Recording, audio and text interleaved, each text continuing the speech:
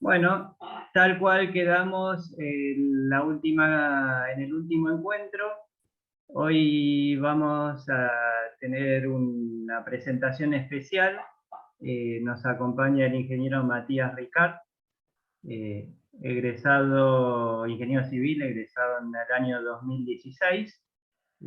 Ha pasado como alumno de esta cátedra, ha sido ayudante del ingeniero Silva en hidráulica, ha sido ayudante en estructuras de hormigón y ahora actualmente, hace ya varios años, colabora en algunos temas sobre tratamientos de suelos y temas anexos acá en esta cátedra de cimentación. Él tiene hecha una maestría en tunelería y trabaja, todos estos años estuvo trabajando también en tunelería, tanto acá en el país, bueno, y actualmente se encuentra en Bolzano, en el norte de Italia, en la frontera con Austria, también trabajando en tunelería. Así que, bueno, hecha la presentación, le agradecemos a Matías su disposición. Nos va a hacer esta presentación a las 12 de la noche, hora local de él, así que está trasnochando. Bueno, te escuchamos, Matías. Gracias, Sebastián, por la introducción. Hola chicos, ¿cómo andan?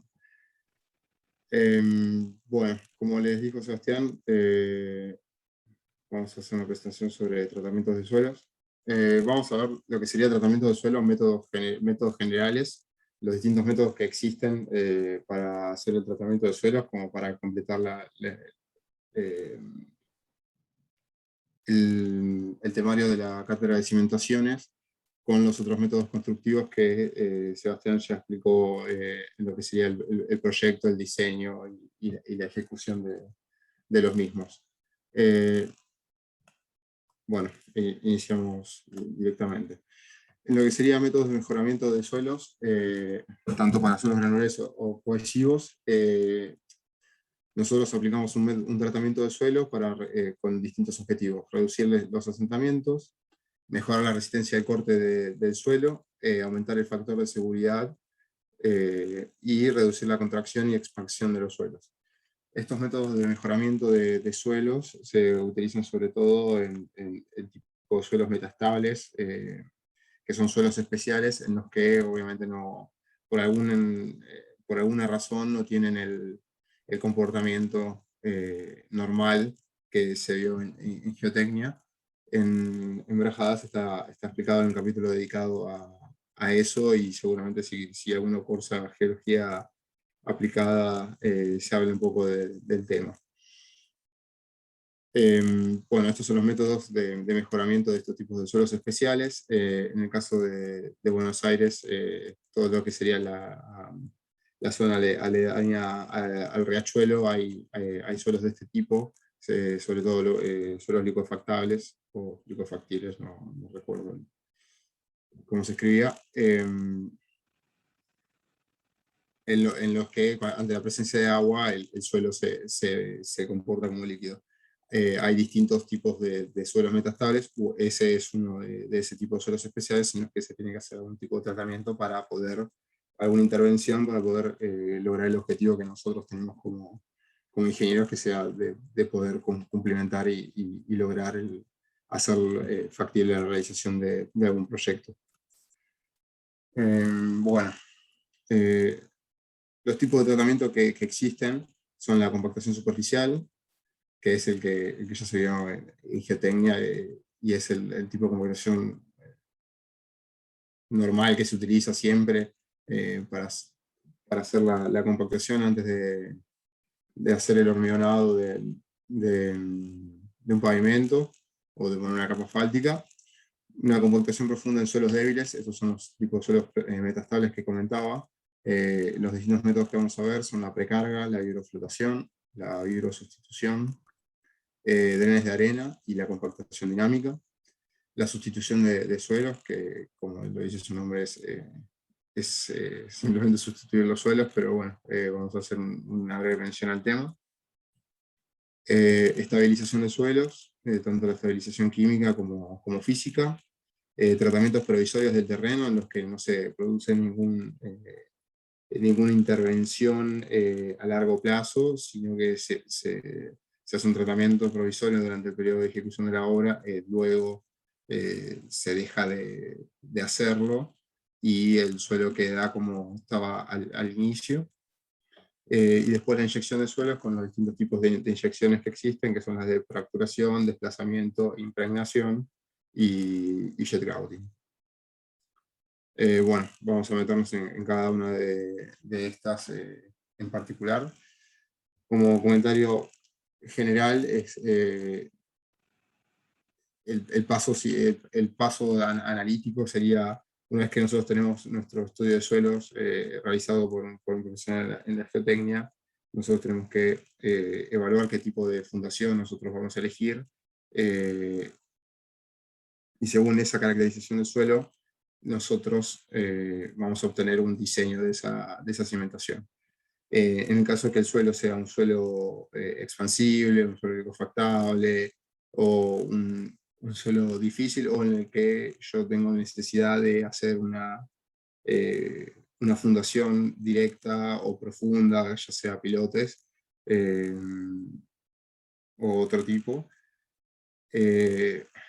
necesito otro intervento, bueno, tengo que ver algún otro tipo de soluciones en las que yo pueda analizar si me conviene económicamente, pueda lograr mi objetivo con la calidad que yo espero, y también a nivel de, obviamente, sea ejecutable con los recursos que uno tiene dentro de los tiempos previstos que uno necesita, ¿no? Bueno, en lo que sería la compactación superficial, lo que les comentaba que vieron seguramente en geotecnia, no hay mucho para analizar, es simplemente considerarlo como un tema, como un tratamiento de suelo, porque nosotros cuando tenemos que hacer, por ejemplo, una platea para un edificio, y si lo queremos combinar con otro tipo de fundación directa, indirecta, debemos hacer, por ejemplo, un retiro de la capa superficial de ese suelo, y sobre eso hacer una compactación superficial para poder colocar implantar nuestra estructura, nuestra fundación, que va a ser el primer paso para iniciar la construcción de nuestra superestructura. Lo que voy a aclarar es no analicemos todos los tratamientos solo para la construcción de un edificio, sino que tratemos de verlo como una forma más global, en la que pueden ser métodos que sus aplicaciones puedan ser tanto para un gran edificio, como para una presa en el medio de nada, o una excavación profunda para un estacionamiento o cocheras, un subte o un túnel. Bueno, siguiendo con la compactación superficial, el contenido de agua para el que se obtiene el peso físico seco máximo se llama contenido de agua óptimo. Esto lo vieron en geotecnia, así que lo paso. Voy a distinguir la compactación superficial de la consolidación conceptualmente, como que la consolidación es la acción natural por la cual se produce la compactación del suelo en el tiempo por su propio peso, produciendo la expulsión del agua en un proceso de difusión. Ambos procesos, tanto la compactación como la consolidación, involucran una disminución del volumen. Para darles un ejemplo, una obra que pude participar hace unos años, se hizo una gran excavación y ese material se depositó durante un tiempo en una zona de depósito, y estaba previsto, proyectado después de tanto tiempo, a partir de la consolidación que se produjo,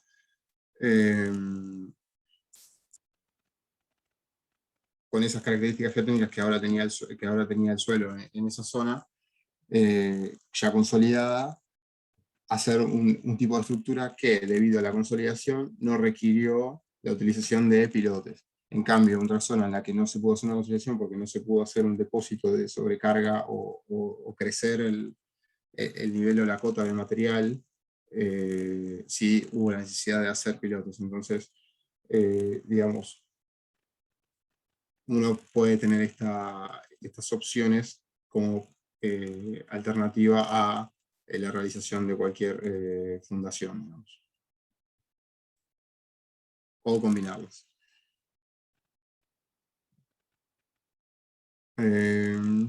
Bueno, esto se los dejo para que lean.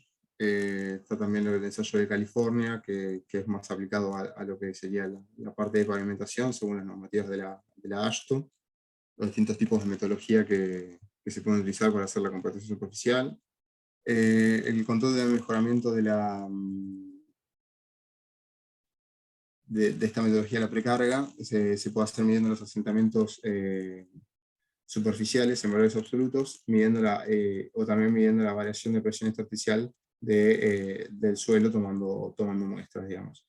Pero bueno, a medida que el asentamiento aumenta, las deformaciones van disminuyendo.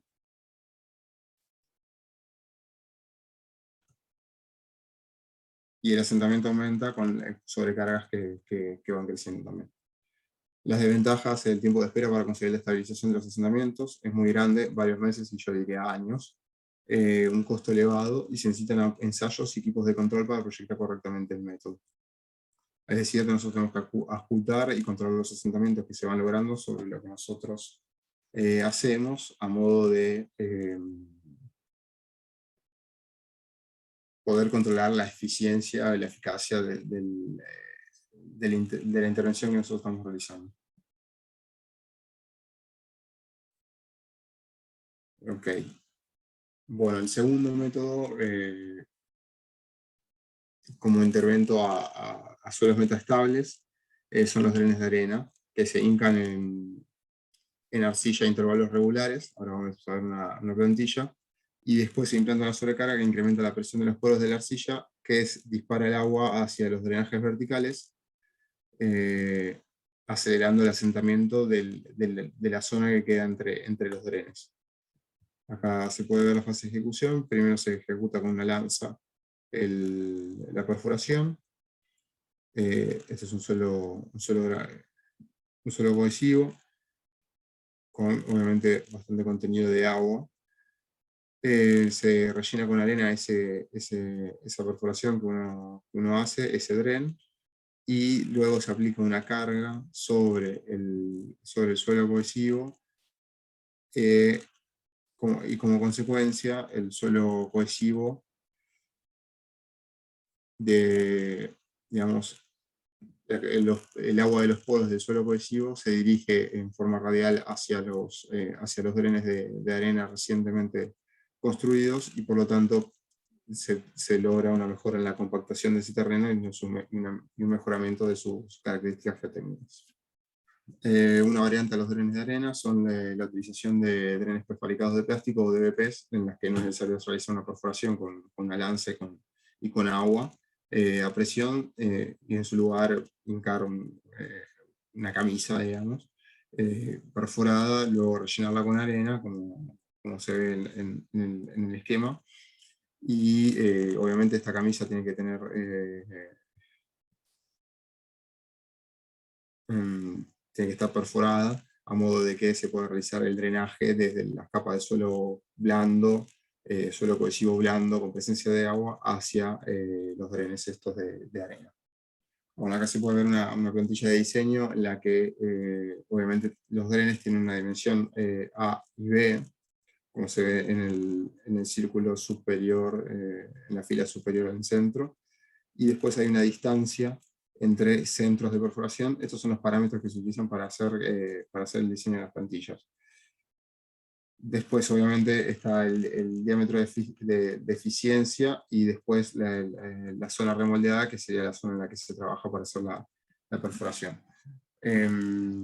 Como comentario, esto se diseña en base a la experiencia, sobre todo, que tienen las empresas que se dedican a esto, que generalmente van haciendo este tipo de intervenciones en distintas obras en las que sea necesario durante periodos cortos de tiempo, y van cambiando.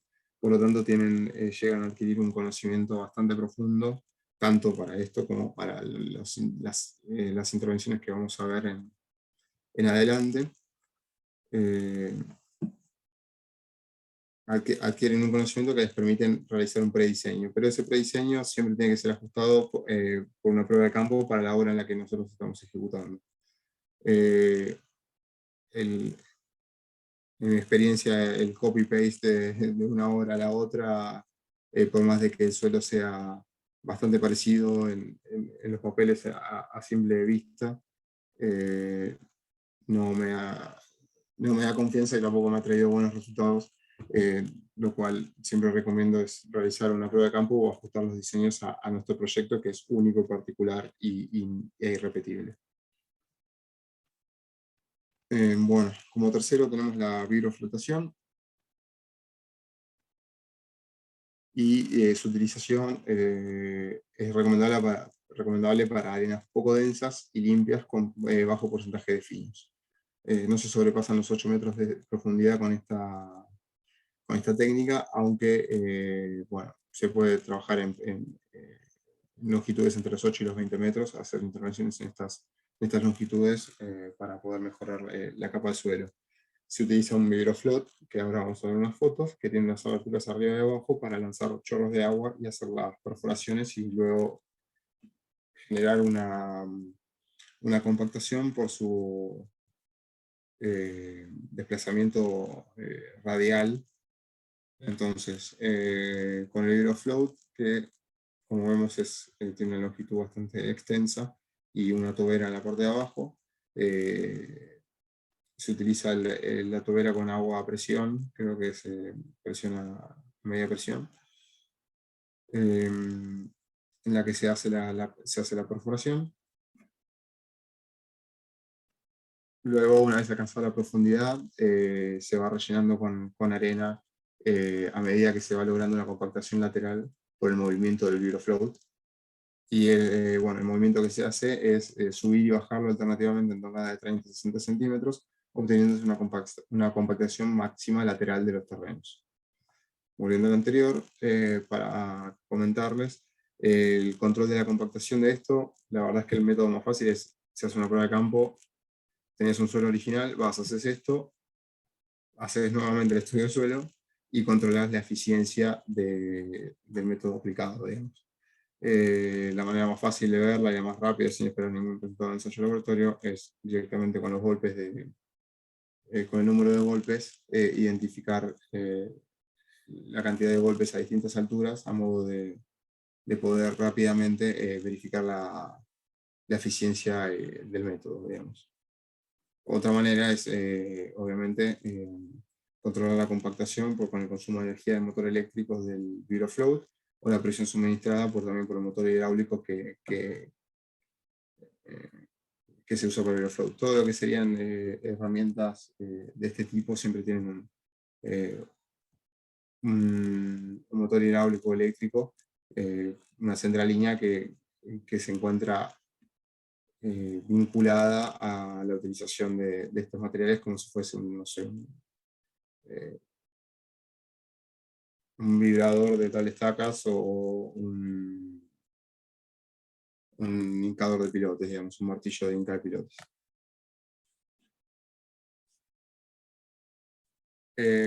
Bueno, acá se ve una curva granulométrica donde se puede deducir el material de aporte para la vibroflotación, sobre todo tiene que ser acá la parte de la zona 2, como hemos dicho, de arena, luego de realizar la vibroflotación.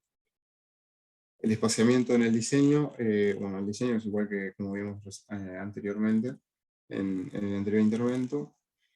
En lo que es arenas limpias, las distancias radiales se recomienda entre 1,5 y 3 metros, ya que las vibraciones disminuyen la fricción, y con arenas con un porcentaje de finos, las distancias radiales disminuyen menos, debido a la baja permeabilidad, y que obviamente es mucho más complicado con esta metodología realizar un mejoramiento del terreno, entonces se tienen que hacer mayor cantidad de intervenciones. Arenas con 20% de finos, bueno, el ejemplo que mostraba anteriormente.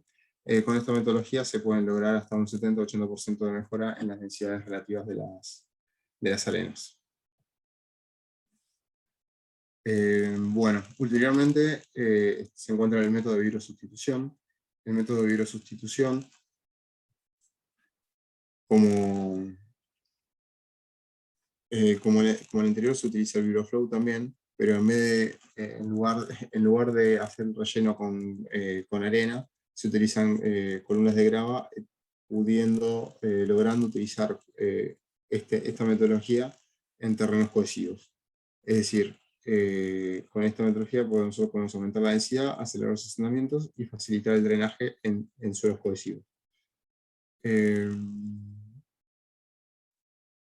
Bueno, acá se puede ver una imagen de una grúa reticulada con la utilización de ViroFloat haciendo la perforación y después el relleno con grava a medida que se va subiendo y haciendo la compactación con el ViroFloat. Y cómo queda finalizado con las columnas de 50 a 75 centímetros de diámetro. Otra vez la plantilla, que tiene que ser corregida en función de los campos de prueba que uno realiza. Y bueno, acá hay un ejemplo en la parte inferior, donde se ve que en la parte que el mayor peso de la presa es necesaria una mayor longitud de las columnas de grava y lograr una compactación a una profundidad mayor, hasta llegar al techo de la roca. Y en el otro no es necesario lograr una profundidad mayor de la intervención, ya que haciendo la columna de grava hasta una profundidad de 6 metros se logra la capacidad que nosotros queríamos. Esto es un ejemplo simplemente, obviamente estas cosas hay que analizarlas y ver cada caso particular con los números, ¿no? Además también estos drenes, estas columnas de grava se pueden usar también como drenes verticales que permiten y aceleran el drenaje del suelo coherente, mejorando la resistencia. Viendo la curva granulométrica, entonces lo que sería las zonas A y B, que son terrenos más granulares, la viroflotación es el sistema de mejoramiento del terreno que mejor se adapta y mayores resultados trae. La zona C es una zona gris entre la utilización de un método o el otro, y la zona D es idónea para la utilización de la virosustitución con columnas de grava.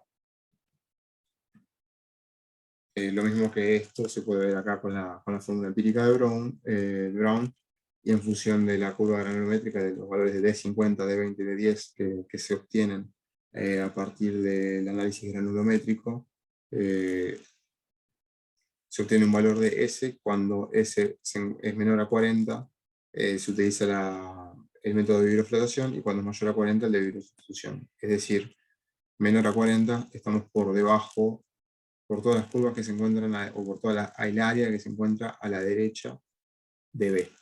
¿Alguna duda hasta acá? Yo quería preguntar algo de donde mostraste los drenes, los de plástico.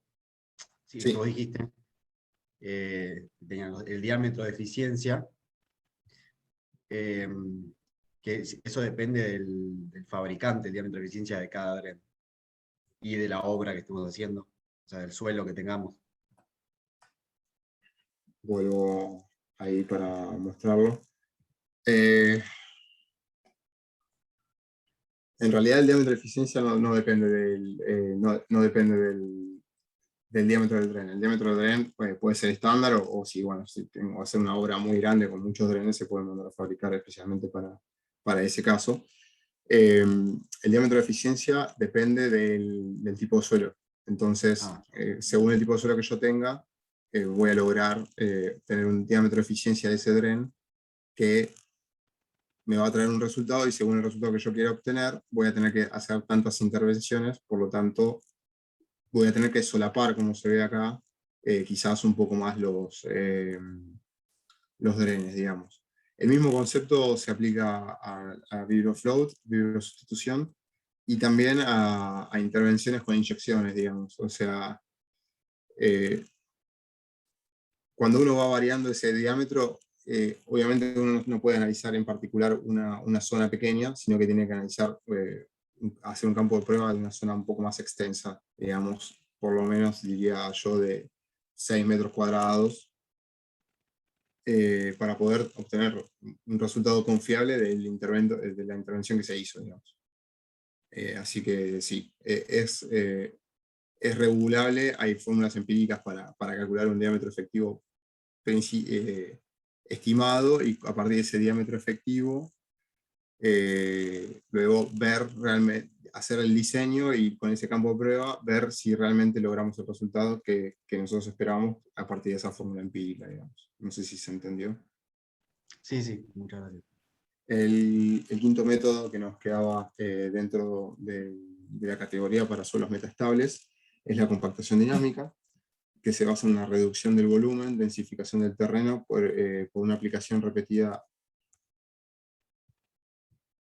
de las cargas y los impactos de gran energía sobre el suelo en una caída libre de gran altura, digamos.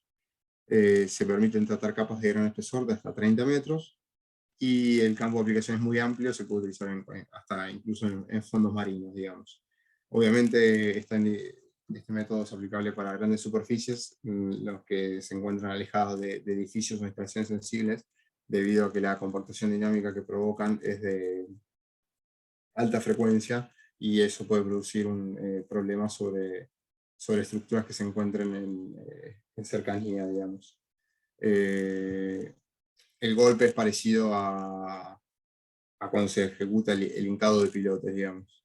Bueno, el primer efecto, ahí se ve abajo una imagen de una grúa de gran porte, que debe ser de más de 350 toneladas. Y los círculos, digamos, es el asentamiento que se logra ante la caída libre del peso, de la pesa que tiene la grúa, para lograr la compactación dinámica.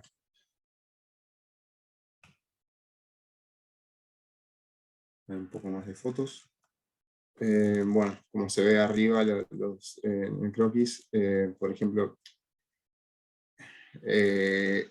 este tipo de intervenciones genera un efecto, digamos, positivo sobre tipos de suelos de relleno metaestables, suelos blandos básicamente, en los que yo estoy buscando una mejora de los mismos.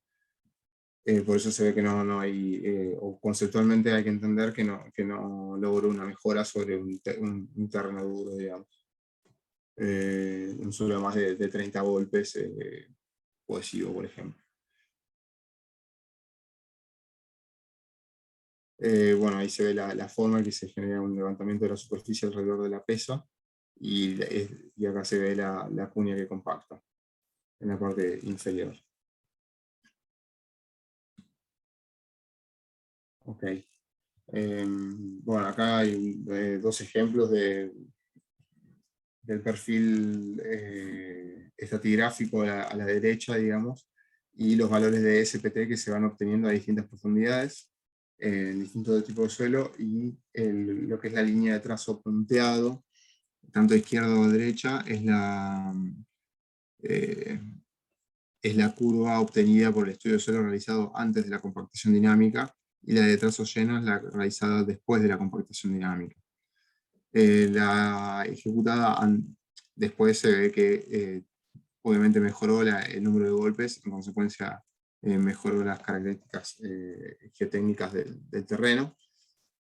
En lo que se ve en el suelo de relleno se obtiene una mejora considerable de estos valores, tanto así como un poco menos en los suelos granulares, como por ejemplo el primer gráfico en la parte inferior, donde se indica con letra SP y GW la clasificación de suelos según SUX. Y lo que es a la derecha,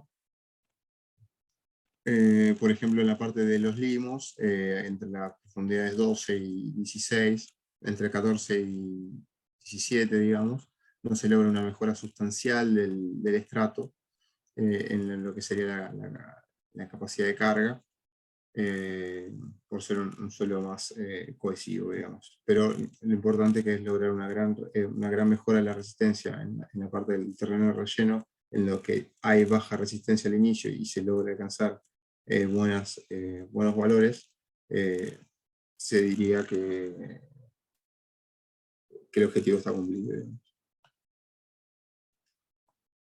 Bueno, como tratamiento general, ahora vamos a seguir con la sección 3, digamos, para volver a ordenarnos.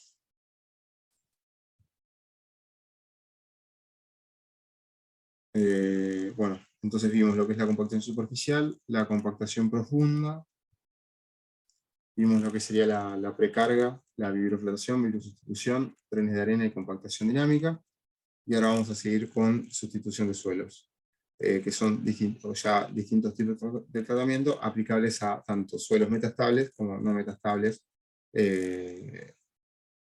para mejorar sus características, ¿no?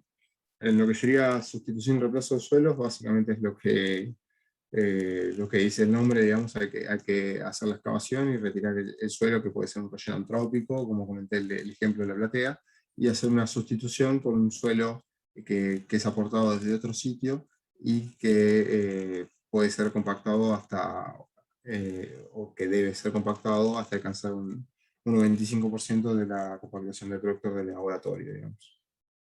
Esta solución es viable económicamente hasta espesores de hasta 3 metros, más de superior a los 3 metros es mejor directamente analizar otra intervención para el mejoramiento del terreno. El cuarto es la estabilización de suelos. Esto es un poco lo visto para realizar lo que serían las subbases y las bases de los pavimentos, en lo que tenemos dos tipos de intervenciones: lo que sería la estabilización mecánica, que es hacer una mezcla de suelos para hacer una corrección de la curva granulométrica, y de esa manera lograr obtener una densidad de peso seco más alta, y de esta manera, a través de una correcta compactación, tener una mezcla, un suelo que sea firme para poder luego fundar nuestra estructura. Y si no, también hacer una estabilización. En lo que sería estabilización de química, es la estabilización con cal, con cemento, son las que se utilizan con mayor frecuencia. Y la elección del ligante a utilizar para hacer la estabilización química se realiza según las necesidades, las características del suelo y en qué estrato se encuentra la capa que yo necesito estabilizar, digamos. Entonces, según la necesidad del proyecto, si yo necesito obtener una capa resistente que ofrece un efecto de placa y pueda repartir las cargas, lo mejor va a ser realizar una estabilización química con cemento. En cambio, si yo lo que quiero es disminuir la permeabilidad, disminuir la humedad y aumentar la cohesión, voy a utilizar una mezcla de suelo con cal y con asfalto, en caso de que necesite una capa de suelo más durable y flexible al mismo tiempo, ¿no?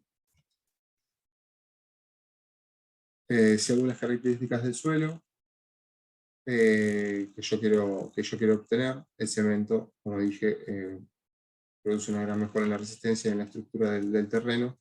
La cal nos ayuda con la permeabilidad y el asfalto mejora la plasticidad del estrato en el que yo voy a realizar mi fundación, digamos. Y según la posición de la capa, si son ya superestructuras o fundaciones, lo mejor es utilizar cementos y mezclas con asfaltos, y si es una capa de transición, como si fuese una subbase, un suelo cal va bastante bien, digamos.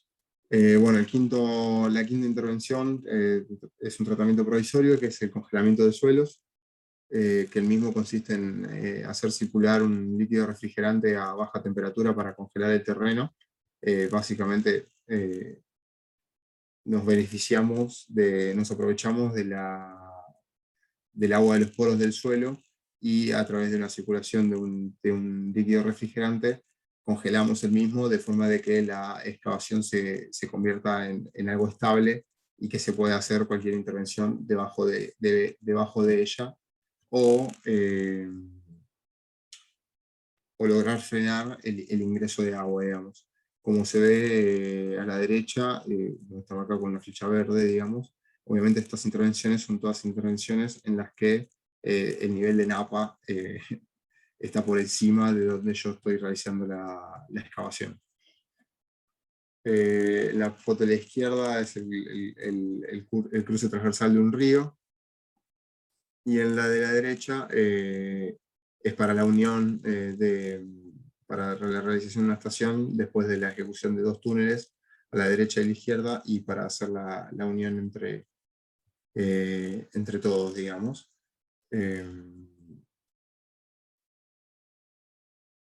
Obviamente, y esta obra se encuentra por debajo del nivel de la napa freática, digamos. En Argentina se hizo este intervento una sola vez, en la planta Paraná de Las Palmas. Ahora les muestro un video de esto. ¿Ven? Ok. Estamos en el límite de los partidos de Tigre y Escobar, a 20 cuadras del río Luján, para ver un operativo inédito que se realiza por primera vez en la Argentina. Como ven, hay un gran despliegue de maquinarias, equipos y cañerías, pero lo más impactante va a suceder debajo nuestro, a 20 metros de profundidad. ¿Vamos a verlo? La planta potabilizadora Juan Manuel de Rosas presentó varios desafíos constructivos y tecnológicos. Entre ellos estuvo la manera en que el agua cruda es transportada desde el río Paraná de Las Palmas hasta la planta, de muy baja consistencia, para realizar tareas de... ¿Qué tal, Carla?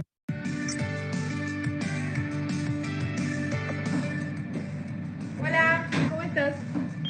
¿Qué tal, Carla? Mucho gusto. ¿Me contás qué estamos haciendo acá en la cámara de acceso 3? Bueno, vamos por el principio. La cámara de acceso 3 tiene 10 metros de diámetro y está formada por paneles de hormigón armado, ejecutados uno a uno con la técnica de muros colados. Es decir, lo que nos falta realizar es la losa de fondo de la cámara.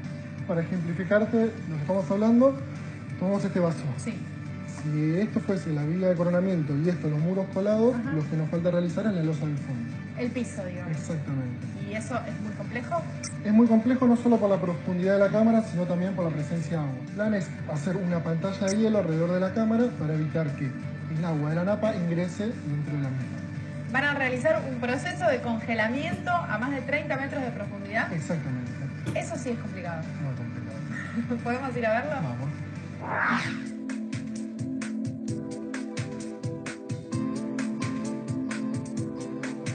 Para iniciar el proceso de congelamiento se realizaron más de 70 perforaciones alrededor de la cámara, algunas de ellas inclinadas para evitar perforar el túnel, ya que el túnel se encuentra atravesando la cámara. No necesitamos perforarlo, sería una tragedia. Exactamente.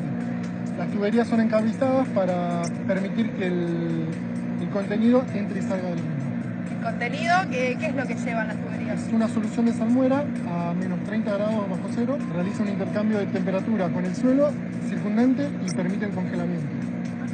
¿Es el piso este lo que está congelado? En este caso el líquido refrigerante es salmuera, digamos. Y bueno, estas son las cañerías. Y el intervento, a diferencia de lo que mostraban en las diapositivas, es no sobre la parte de la bóveda de un túnel, sino que es para poder aislar una excavación, un pozo. Se hizo como un anillo, es como si fuese una pantalla de hielo alrededor de un pozo, para poder ejecutar la parte inferior, que por su presión, digamos, con esta intervención se elimina el efecto de la supresión y se puede ejecutar la losa de fondo.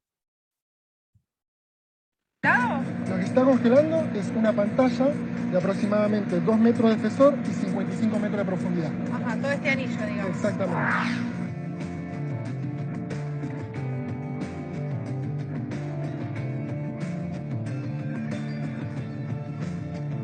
¿Cómo está Juan Carlos? Bien, bien, acá estamos trabajando. ¿Vos sos el capataz de la obra? Soy capataz del turno día. Ajá. Estamos trabajando a doble turno en este frente. ¿Vos estás desde el comienzo de Desde la el día obra? cero con lo que es el congelamiento. ¿Cómo es laburar ahí abajo con tanta profundidad y con el tema del frío y el congelamiento? Primero con mucho cuidado, porque el trabajo es riesgoso. Estamos tomando todas las medidas de seguridad posibles. Después, el frío está. Sí. Hoy por hoy, en la profundidad que estamos, está haciendo casi 10 grados. Muchos están trabajando con los mamelucos térmicos para protegerse del frío, por la hipotermia y por el cambio de temperatura brusco, porque afuera hace mucho calor y abajo está fresco. Claro. Y con esto de que es la primera vez que se hace en la Argentina, el congelamiento de suelo. Y para nosotros es una experiencia nueva, estamos muy entusiasmados. Hasta ahora todo el sistema viene trabajando bien, todos los riesgos que podríamos llegar a haber tenido los venimos superando. Toco madera, esperemos que sigamos igual. Y ya estamos muy cerca de concluir la parte más conflictiva, digamos. Una vez que terminemos eso, ya está todo respirar tranquilo. Hoy por hoy la obra para nosotros es personal. O sea, es algo personal. Ah, es un temita entre la obra y usted. Sí, es una cosa que tenemos que tratar de terminar y ya estamos todos concientizados lo mismo. Y lo van a hacer igual. Esa es la idea. Por supuesto. Sí. Bueno, gracias, Juan Carlos. Por favor.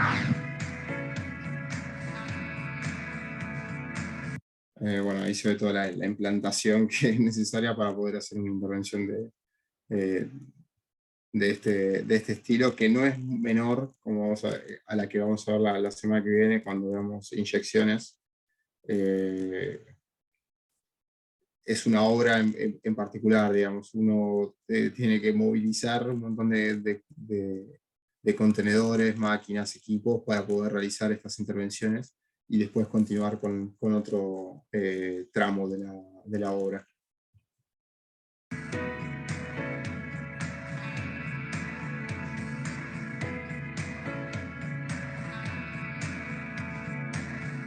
Me imagino que este debe ser un trabajo gradual y prolongado, ¿no? Así es, porque si bien la solución de salmuera nos permite garantizar que el caño en sí se encuentre a menos 30 grados centígrados, a medida que nos vamos alejando de la cañería, la temperatura va a ir aumentando. Lo que tenemos que garantizar es una temperatura inferior a menos 5 grados centígrados.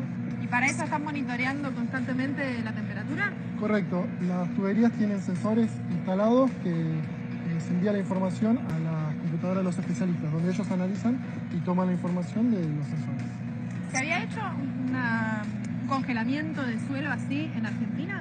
No, es la primera vez que se hace, e incluso en Sudamérica. ¿Y en qué etapa está en este momento?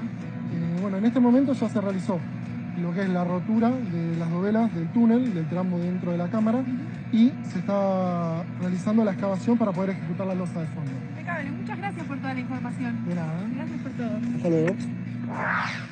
A lo largo de nuestros encuentros pudimos descubrir todo. Bueno, acá se puede ver, por ejemplo, estos son los hilos en los que se encuentra el material y también el líquido refrigerante, y es distribuido mediante estas cañerías. En este caso, este es el ejemplo de una obra de un túnel en la que se hizo un anillo circular y dentro se realiza la excavación con distintos avances, en los que obviamente se mantiene la temperatura controlada, como comentaba el ingeniero de AISA en el video, para poder realizar la excavación dentro de la sección y del anillo, obviamente con una sección estable, ya que no, digamos, se utiliza la estabilización que logra el congelamiento de suelos para poder trabajar en seguridad y poder lograr avances y hacerle el cruce de una manera segura, digamos. Obviamente esto es una metodología bastante cara y tiene que ser utilizada en casos bastante especiales. En el caso se utiliza así porque son cuatro túneles en los que con una misma implantación acá como implantación del líquido de refrigeración, se puede abastecer las 4 intervenciones de los cuatro túneles, ejecutados no todos al mismo tiempo, obviamente, sino que en simultáneo, no, uno luego del otro, digamos. Muestro un video más de lo que sería de este proyecto. Bueno, ahí está el proyecto que les mostraba con los 2 túneles, que en realidad son 4 los túneles que se tienen que excavar.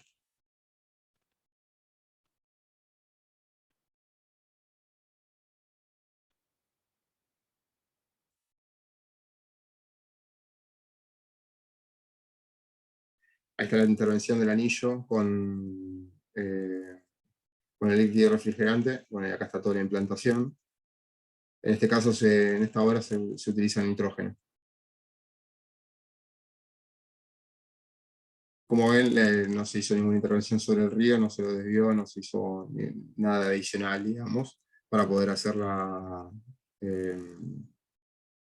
el cruce por debajo del río.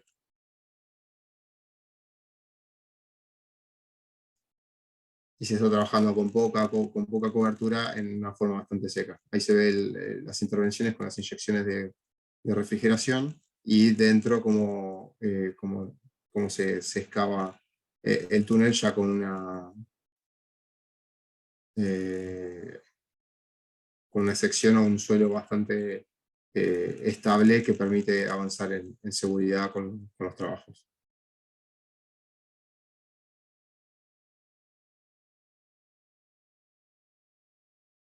Okay. Bueno, y voy a hacer una breve introducción a lo que sería el último intervento, así se van con la idea general de los tipos de intervenciones que existen.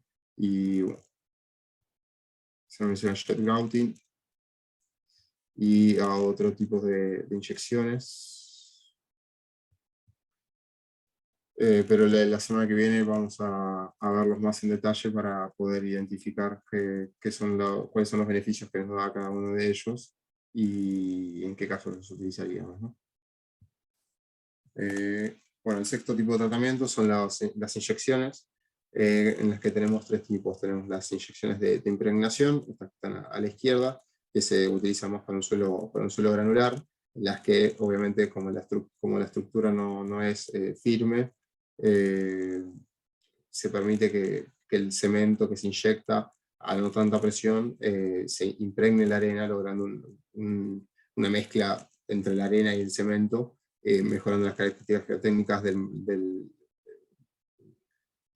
la zona intervenida. En lo que sería la de desplazamiento, al contrario, es un suelo más cohesivo, en la que se hace una inyección a alta presión y se produce un bulbo. Se pueden producir distintos bulbos en distinta altura a medida que se sube el varillaje de perforación. Y lo que hace es desplazar el terreno circundante, y obviamente como el mismo volumen hace una disminución de volumen del material cohesivo, en consecuencia logra una mejora de las características geotécnicas del terreno. Y después la fracturación ya es a alta presión, diría media presión. La inyección abre y rellena las fisuras, desplazando el terreno circundante, y de esta manera logrando una mejora del terreno. Estos son los tres tipos de inyecciones que existen.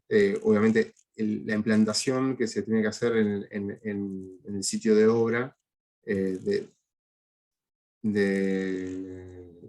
obrador, de todas estas intervenciones, es similar a la que vimos en los videos del congelamiento de suelos.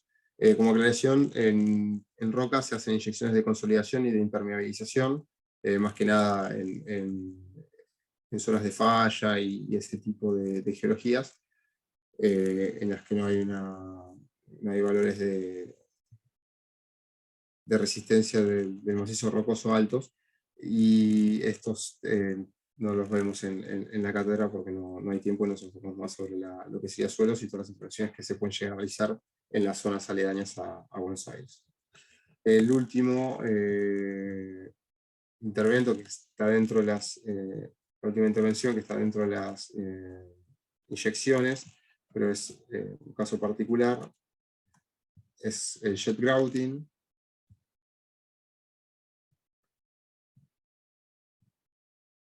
Acá hay una plantilla mostrando lo que preguntaban anteriormente. Esta, por ejemplo, es una plantilla de los jets, de cómo fue realizado, y según el diámetro efectivo de cada uno, cómo hubo que superponer las distintas columnas para lograr la mejora de este terreno. Y en este caso, yo participé hasta ahora, estamos buscando lograr una impermeabilidad casi al 100%, no la logramos y tuvimos que hacer otro tipo de inyecciones desde otro sector. Bueno, esta es la implantación, como les decía, siempre es un lío ubicar tantos equipos y también, así como el consumo de nitrógeno es alto porque tiene altas pérdidas, en el caso del cemento y del jet grouting son necesarios hilos y alimentaciones con camiones de cemento día por medio mínimo.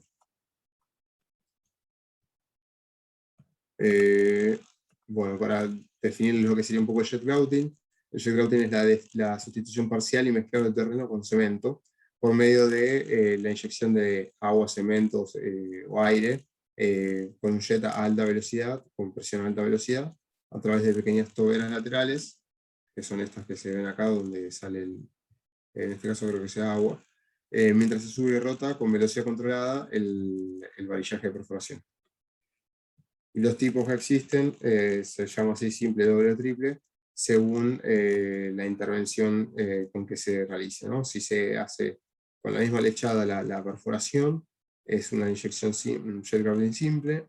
Si se utiliza aire para hacer la perforación y la lechada en el centro, es un jet grouting doble, con la ayuda del aire.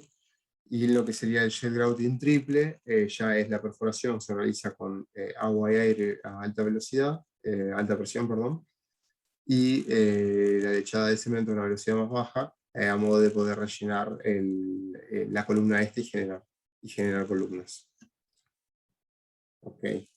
Bueno, esos son las intervenciones que uno puede realizar para hacer el mejoramiento del terreno. Lo que es la próxima clase o la próxima semana vamos a ver más en detalle lo que sería el jet grouting, todas las inyecciones cementicias y también un poco de introducción a la ocultación para tener un panorama más global y poder controlar los efectos que uno logra o introduce sobre el terreno a través de la utilización de estas metodologías.